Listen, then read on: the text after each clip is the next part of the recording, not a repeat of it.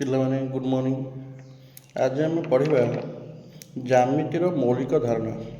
ଆମର ଆଗରୁ ଷଷ୍ଠ ସପ୍ତମରେ ଜ୍ୟାମିତି ବିଷୟରେ କିଛି କିଛି ପଢ଼ିଛେ, କିନ୍ତୁ ବିଶେଷ କରି ଅଷ୍ଟମରୁ ତୁମର ଷ୍ଟାର୍ଟ ହେଉଛି କ'ଣ ନା ଜ୍ୟାମିତି ବିଷୟରେ ଅଧିକା ଜାଣିବା ପାଇଁ ଫାଷ୍ଟ ଅଷ୍ଟମରୁ ହିଁ ଷଷ୍ଠ ସପ୍ତମ ପଢ଼ିଥିଲେ, କିଛି ଜାଣିଥିଲେ, କିନ୍ତୁ ସାଧାରଣ ଜିନିଷ ଗୁଡ଼ାକ ଭଲକି ତାକୁ ବୁଝିବା ପାଇଁ ହେଲେ ଆମର ଅଷ୍ଟମର ଏଇ ଯେଉଁ ଫାଷ୍ଟ ବିଷୟରେ ଜ୍ୟାମିତିକ ମୌଳିକ ଧାରଣା, ଏଥିରୁ କିଛି ବି ତୁମେ ଜାଣିଛ ଆଉ କିଛି ତୁମ ପାଇଁ ନୂଆ।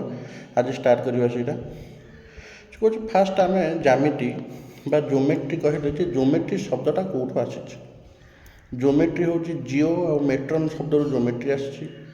ଜିଓ ମାନେ ପୃଥିବୀ ଆଉ ମେଟ୍ରନ୍ ମାନେ ମାପ। ପୃଥିବୀର ମାପ, ଏଥିରୁ ଆମେ ଜ୍ୟାମିତି ସୃଷ୍ଟି ହେଇଛି ବୋଲି ଭାବୁଛୁ। ସେ କହୁଛି ସାଧାରଣତଃ ଏଇ ସୃଷ୍ଟି ହେଇଛି ଏଥିରୁ ହେଉଛି ପୃଥିବୀର ମାପ। ପ୍ରଥମେ କ'ଣ କରାହେଉଥିଲା ନା ଆଗରୁ ପୂର୍ବକାଳରୁ କ'ଣ କରାହେଉଥିଲା ନା ଏମିତି କିଛି ଜ୍ୟାମିତିକ ଶାସ୍ତ୍ର ନଥିଲା କି ଆମର ଏତେ ଘର ଦ୍ୱାର ତିଆରି ହେଉନଥିଲା ଯେଉଁଥିରେ ଜ୍ୟାମିତି ଜିନିଷ ଦରକାର। କିନ୍ତୁ କ'ଣ କରାହେଉଥିଲା ନା ଆମର ସନାତନ ଧର୍ମରେ କ'ଣ କରାହେଉଥିଲା ନା ବେଦୀ ଆମର ହୋମ ପାଇଁ ବା ହେଉଛି ତା ପାଇଁ କୁଣ୍ଡ ବା ଯଜ୍ଞ ପାଇଁ ଯେଉଁ ଯଜ୍ଞ କୁଣ୍ଡ ତାକୁ ତିଆରି କରାହେଉଥିଲା। ତାକୁ ତିଆରି କରିବା ପାଇଁ ସେ ଛୋଟ ବଡ଼ ହେଲେ ଚଳିବନି। ମନେକର ଗୋଟେ ସାଇଡ଼୍ ବଡ଼ ହୋଇଗଲା, ଗୋଟେ ସାଇଡ଼୍ ଛୋଟ ହୋଇଗଲା, ଅନୁମାନ କରାଯାଏ। ଏବଂ ସେତେବେଳେ ଗୋଟେ ବିଶ୍ୱାସ ଥିଲା ଯେ ଯଦି ଯଜ୍ଞ ବେଦୀ ଛୋଟ ବଡ଼ ହେଉଛି ତାହେଲେ ଯେଉଁ ଯଜ୍ଞଟା କରାଯିବ ତା'ର କିଛି ସୁଫଳ ମିଳିବ ନାହିଁ। ତେଣୁକରି କ'ଣ କରାଯାଉଥିଲା ନା ସେ ସମୟରେ କେମିତି ନିର୍ଭୁଲ ଭାବେ କରାଯାଇପାରିବ ଯଜ୍ଞ ବେଦୀ ଯଜ୍ଞ କୁଣ୍ଡ, ସେଥିପାଇଁ କେତେ ଗୁଡ଼ିଏ ସୂତ୍ରଗୁଡ଼ା ସେ ସମୟରେ ଯେଉଁମାନେ ଥିଲେ ସେମାନେ କେତେ ଗୁଡ଼ିଏ ସୂତ୍ର ଲେଖିଥିଲେ, ଯାହାକୁ ସୁଲଭ ସୂତ୍ର ବୋଲି ଗୋଟେ ଗ୍ରନ୍ଥ ମଧ୍ୟ ଅଛି। ତାପରେ ଆସ୍ତେ ଆସ୍ତେ କ'ଣ ହେଲା ନା ବିଭିନ୍ନ ଗଣିତଜ୍ଞ କ'ଣ କଲେ ନା ଜ୍ୟାମିତି ପ୍ରତି ଧ୍ୟାନ ଦେଲେ। ସେ ସୁଲଭ ସୂତ୍ରକୁ ଆହୁରି କେମିତି ଡେଭଲପ୍ କରିକିରି ଆମମାନଙ୍କ କତିରେ ପହଞ୍ଚାଇବେ, ସେଥିପାଇଁ କ'ଣ କରାଗଲା 800 ଖ୍ରୀଷ୍ଟପୂର୍ବ 800 ଖ୍ରୀଷ୍ଟପୂର୍ବ 500 ମଧ୍ୟରେ କ'ଣ ହେଲେ ନା ଭାରତରେ ରଚିତ ସୁଲଭ ସୂତ୍ର ହେଉଛି ସେ ଥିଲା ସେତେବେଳେ କ'ଣ ନା ଜ୍ୟାମିତିକ ସୂତ୍ର ଗୋଟେ। ସୁଲଭର ଅର୍ଥ ହେଉଛି ଦୌଡ଼ି। ଦୌଡ଼ି ମାଧ୍ୟମରେ ସେତେ ମାପ କରାହେଉଥିଲା। ଆମ କତିରେ ଯେମିତି ଆମେ ସ୍କେଲ୍ ବ୍ୟବହାର କରୁଛେ, ଏଗୁଡ଼ା ତାଙ୍କ କତିରେ ନଥିଲା। ସେମାନେ କ'ଣ କରୁଥିଲେ ନା ଆମର ସୁଲଭ ବା ଦୌଡ଼ି ସାହାଯ୍ୟରେ ମାପ କରି ବିଭିନ୍ନ କାର୍ଯ୍ୟ ସେମାନେ କରୁଥିଲେ। ଆସ୍ତେ ଆସ୍ତେ ଆମେ ପ୍ରାଥମିକ ଅବସ୍ଥାରେ ଜ୍ୟାମିତିର ସିଦ୍ଧାନ୍ତ ସୂତ୍ର ଗୁଡ଼ିକ ଆସ୍ତେ ଆସ୍ତେ କ'ଣ କଲା ନା ପରୀକ୍ଷାମୂଳକ ଭାବେ ଯେତେବେଳେ ହେଉଛି ଆମେ ଅଲଗା ଜାଗାରେ ପ୍ରୟୋଗ କଲେ ସେ ଠିକ୍ ଆସିଲା ଏବଂ ଚେଷ୍ଟା କଲେ ତାକୁ ଆହୁରି କେମିତି ଡେଭଲପ୍ କରିବେ। ସେ ସମୟରେ ଗଣିତଜ୍ଞ ଥାଲେସ୍ ହେଲେ କି ପିଥାଗୋରସ୍ ହୁଅନ୍ତୁ, ସକ୍ରେଟିସ୍ ହୁଅନ୍ତୁ, ଏମାନେ ଆରିଷ୍ଟଟଲ ହୁଅନ୍ତୁ, ପ୍ଲାଟୋ ହୁଅନ୍ତୁ, ଏମାନେ କ'ଣ କଲେ ନା ସାଧାରଣତଃ ସେଇ ଯେଉଁ ସୁଲଭ ସୂତ୍ର ଥିଲା କି ସେମାନଙ୍କ ଅଞ୍ଚଳରେ ଯେଉଁମାନେ ଯେଉଁ ଜିନିଷ ବ୍ୟବହାର କରୁଥିଲେ, ଆମର ସିନା ଥିଲା କ'ଣ ବେଦୀ ମାପ କରୁଥିଲେ, ସେମାନଙ୍କ କତିରେ ସେମିତି ଅଲଗା ସେମାନଙ୍କ ଧର୍ମରେ ଯାହା ଥିବ ସେମିତି କିଛି କିଛି କରୁଥିବେ। ତ ଆସ୍ତେ ଆସ୍ତେ ସେଇଟା କିନ୍ତୁ ଚାରିଆଡ଼େ ନଥିଲା, ସେଇଟା ନିର୍ଦ୍ଦିଷ୍ଟ ଜାଗାରେ ଯେମିତି ମନେକର ଆମ ଭାରତରେ ରହିଯାଉଥିଲା। ଯେଉଁମାନେ ଗ୍ରୀସରେ ଥିଲେ ଗ୍ରୀସ୍ ସଭ୍ୟତା ମଧ୍ୟରେ ସେଇଟା ସୀମିତ ରହିଯାଉଥିଲା ସେ ସୂତ୍ର ଗୁଡ଼ାକ। ତାକୁ କେମିତି ଲୋକାଭିମୁଖୀ କରାଯିବ, ସାରା ବିଶ୍ୱ ତାକୁ କେମିତି ଜାଣିବ, ତା ପାଇଁ ଏମାନେ ଏଇ ଗଣିତଜ୍ଞମାନେ କ'ଣ ଚେଷ୍ଟା କଲେ। ସେମାନେ ମଧ୍ୟରୁ ୟୁକ୍ଲିଡ୍ ହେଉଛନ୍ତି ଅନ୍ୟତମ। ୟୁକ୍ଲିଡ୍ ତାଙ୍କ ଅନବଦ୍ୟ ଗ୍ରନ୍ଥ ଏଲିମେଣ୍ଟରେ ଏଗୁଡ଼ାକ ସବୁ ଲେଖିଛନ୍ତି ଯେ କେମିତି ପ୍ରଥମେ ୟୁକ୍ଲିଡ୍ଙ୍କୁ ଜ୍ୟାମିତିର ଜନକ ମଧ୍ୟ କୁହାଯାଏ। ବୁଝୁଛନ୍ତି ବୋଲେ? ତେଣୁକରି ସେ କ'ଣ କହିଲେ ନା ସବୁ ଜିନିଷକୁ ଆମେ ସ୍ୱୀକାର ନେବାନି, କେତେ ଗୁଡ଼ିଏ ଜିନିଷକୁ ଆମେ ସ୍ୱୀକାର ନେଇଗଲେ ମାନେ ସ୍ୱୀକାର କରିଦେଲେ ଯେ ଜିନିଷଟା ସତ ବୋଲି ମାନି ନେବା। ମାନି ନେଲେ କ'ଣ ହେବ ନା ତାପରେ ଅଲଗା ଜିନିଷକୁ ଆମେ ପ୍ରମାଣ କରିପାରିବା।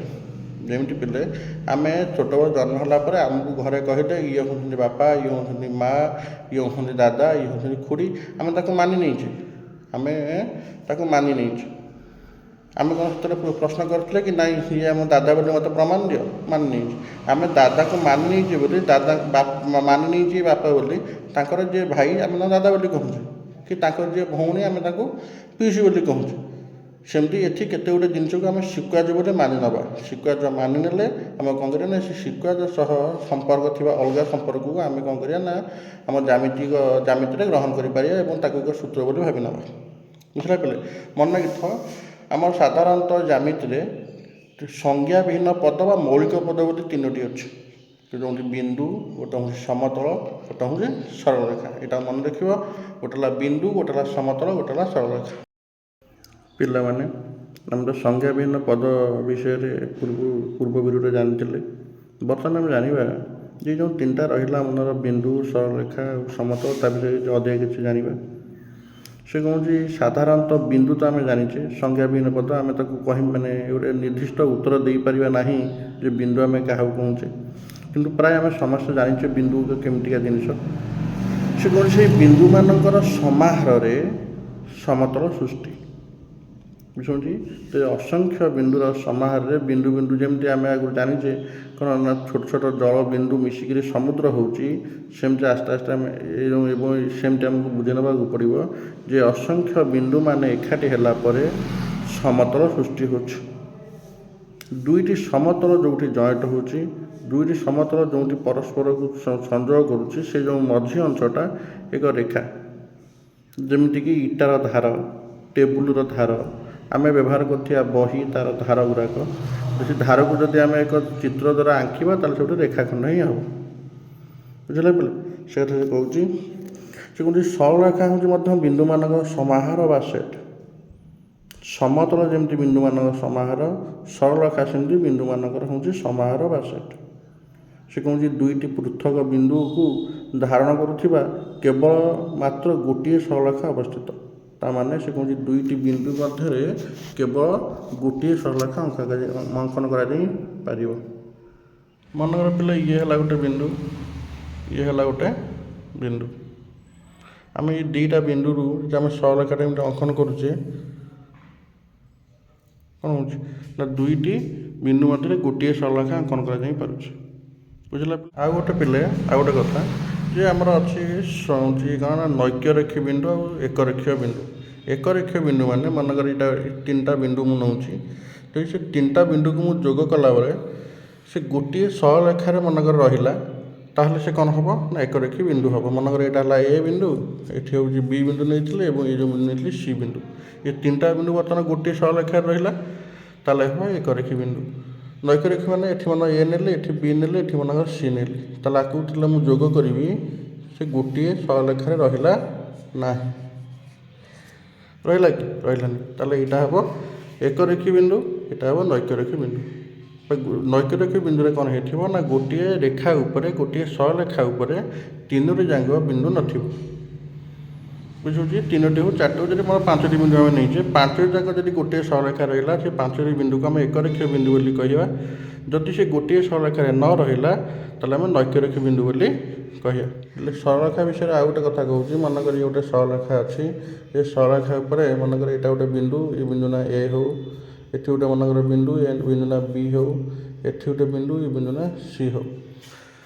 ବୁଝୁଛି, ତାହେଲେ ଏ ସରଳରେଖାର ନାମକରଣ ଆମେ କେମିତି କରିବା ନା ଏ ସରଳରେଖା ନାଁ ଆମେ ଏ ବି ସରଳରେଖା ଦେଇପାରିବା। ଏମିତି ସରଳରେଖା ଚିହ୍ନ ଉପରେ ଦିଆଯାଏ, ଆକୁ ପଢ଼ାଯାଏ ଏ ବି ସରଳରେଖା। ନଚେତ ଆମେ ବି ସି ବି ଦେଇପାରିବା, ବି ସି ସରଳରେଖା ମଧ୍ୟ କହିପାରିବା, ନହେଲେ ଏ ସି ସରଳରେଖା ମଧ୍ୟ କୁହାଯାଇପାରିବ। ଆଉ କ'ଣ କୁହାଯାଇପାରିବ?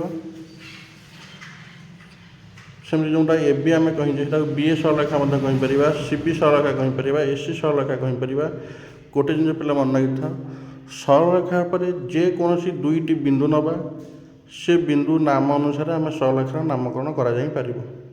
ଯଦି ଏଠି ଡି ବି ଥାନ୍ତା, ମାନେ ଏଠି ଗୋଟେ ବିନ୍ଦୁ ଆଉ ଗୋଟେ ଡି ବିନ୍ଦୁ ଅଛି, ତାହେଲେ ଆ ନାଁ ଆମେ ଲେଖିପାରିଥାନ୍ତେ ଏ ଡି ବି ଲେଖିପାରିଥାନ୍ତେ, ଏଠି ଲେଖିପାରିଥାନ୍ତେ। ସେମିତି ବିଡ଼ି ଲେଖିପାରିଥାନ୍ତେ, ବିଡ଼ି ସରଳରେଖା ବୋଲି କହିପାରିଥାନ୍ତେ, ସିଡ଼ି ସରଳରେଖା କହିପାରିଥାନ୍ତେ। ବୁଝୁଛନ୍ତି ତ, ଯେକୌଣସି ଦୁଇଟା ବିନ୍ଦୁ ନେଲେ ଚଳିବ। କିନ୍ତୁ ମନେ ରଖିଥିବା ରେଖାଖଣ୍ଡରେ ପିଲେ କ'ଣ ନା ରେଖାଖଣ୍ଡ ମନେକର, ତେଣୁ ଇଏ ହେଲା ଦୁଇଟା ଯାକ ରେଖାଖଣ୍ଡର ପ୍ରାନ୍ତ ବିନ୍ଦୁ ବୋଲି କୁହାଯାଏ। ଆର ପ୍ରାନ୍ତ ବିନ୍ଦୁ ଏଇଟା ମନେକର ଏ, ଏଇଟା ମନେକର ବି, ତେଣୁ ଇଏ ରେଖାଖଣ୍ଡର ନାଁ ହେବ ଏ ବି ରେଖାଖଣ୍ଡ। ଏଇଟା ରେଖାଖଣ୍ଡ ଚିହ୍ନ ଏମିତି ପିଲା ଉପରେ ଦିଆଯିବ, ତାକୁ ଏ ବି ରେଖାଖଣ୍ଡ ବୋଲି କୁହାଯିବ। ବୁଝୁଛନ୍ତି ପିଲା, ସରଳରେଖାର ଯେକୌଣସି ନେବା, କିନ୍ତୁ ଏ ରେଖାଖଣ୍ଡ କ'ଣ କରିବା ନା ଏଇଟା ପ୍ରାନ୍ତ ବିନ୍ଦୁକୁ ନେଇ ନାମକରଣ କରିବା। ସେମିତି ରଶ୍ମି ଆସିବ, ରଶ୍ମିରେ କ'ଣ ହେବ ନା ପ୍ରଥମ ବିନ୍ଦୁ ତାକୁ ଆଦ୍ୟ ବିନ୍ଦୁ ବୋଲି କୁହାଯାଏ। ଏ ଆଦ୍ୟ ବିନ୍ଦୁ ମନେକର ଏ ହେଲା, ଆ ବାଦେ ଯେକୌଣସି ବିନ୍ଦୁ ମନେକର ଏଠି ବି ଅଛି, ଏଠି ଗୋଟେ ବିନ୍ଦୁ ଅଛି, ଏ ବିନ୍ଦୁ ନାଁ ହେଲା ବି ମନେକର, ଏଠି ଗୋଟେ ବିନ୍ଦୁ ମନେକର ଏଠି ସି ମନେକର ଅଛି। ତ ଆମେ ଲେଖିପାରିବା କ'ଣ ନା ଏ ବି ରଶ୍ମି ଲେଖିପାରିବା। ଦେଖ ପିଲା, ଏରୁ ଆରମ୍ଭ ହେଇଛି ବି ଦିଗରେ ବଢ଼ିଛି, ତେଣୁ ଏ ବି ଲେଖା ହେଲା। ନହେଲେ ଆମେ ଏ ସି ଲେଖିପାରିବା, ଏ ସି ରଶ୍ମି ବୋଲି। କ'ଣ ହେଇଛି ନା ଏରୁ ଆରମ୍ଭ ହେଇଛି ସି ଦିଗରେ ସରଳରେଖାଟା ବିସ୍ତୃତ ଅଛି ବା ବଢ଼ିଛି। ଆମେ ତାକୁ ଏ ବିର ବି ଏ ଲେଖିପାରିବା ନାହିଁ କି ସି ଏ ଲେଖିପାରିବା ନାହିଁ। ତୀର ଚିହ୍ନଟା ସେଇପଟେ ଦିଆଯିବ ଯେଉଁପଟେ ସେଇଟା ବିସ୍ତୃତ ଥିବ। ଏପଟେ ଶେଷ ହୋଇଯାଇଛି, ଏପଟେ ଶେଷ ହୋଇଯାଇଛି, ଏରୁ ଆରମ୍ଭ ହୋଇଛି ସି ଦିଗରେ ବଢ଼ିଛି। ତେଣୁକରି ତା ମାନେ ଯେତେବେଳେ ଆମେ ରଶ୍ମିର ନାମକରଣ କରିବା, ଯାହା ବେଲେ ପ୍ରଥମ ବିନ୍ଦୁ କିଏ ରହିବ ନା ତା'ର ଆଦ୍ୟ ବିନ୍ଦୁ, ତାପରେ ଯେକୌଣସି ବିନ୍ଦୁ ନେଇଗଲେ ଚଳିବ। କିନ୍ତୁ ସରଳରେଖା କ୍ଷେତ୍ରରେ ସେମିତି କିଛି ନାହିଁ। ସରଳରେଖାରେ କ'ଣ କରିପାରିବା, ଆମେ ଯେକୌଣସି ଦୁଇଟି ବିନ୍ଦୁ ଏପଟ ସେପଟ ଯେକୌଣସି ଦୁଇଟି ବିନ୍ଦୁ ନେଲେ ହେଇଯିବ। ରଶ୍ମି କ୍ଷେତ୍ରରେ କିନ୍ତୁ ସେଇଟା ସମ୍ଭବ ନୁହଁ। ପ୍ରଥମେ ଦିଆଯିବ ଆଦ୍ୟ ବିନ୍ଦୁ, ତାପରେ ଯେକୌଣସି ଗୋଟେ ବିନ୍ଦୁ ନେଇଗଲେ ହେଇଯିବ। ରେଖାଖଣ୍ଡ କ୍ଷେତ୍ରରେ ସେମିତି ଆଉ ଥରେ କହିଦେଉଛି ଯେ ରେଖାଖଣ୍ଡରେ ଦୁଇଟା ଯାକ ପ୍ରାନ୍ତ ବିନ୍ଦୁକୁ ନେଇକରି ଆମେ କ'ଣ କରିବା, ନାମକରଣ କରିବା।